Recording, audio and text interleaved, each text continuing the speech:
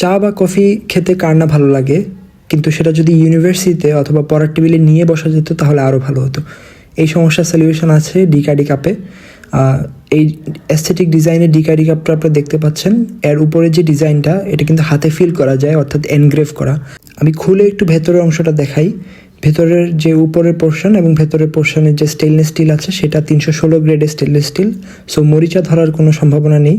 আর ভেতরের যে ছাকনিটা আছে এটা 304 গ্রেডের স্টেনলেস স্টিল, এটাতেও মরিচা ধরে না। দুইটাই প্রিমিয়াম স্টেনলেস স্টিল দিয়ে বানানো।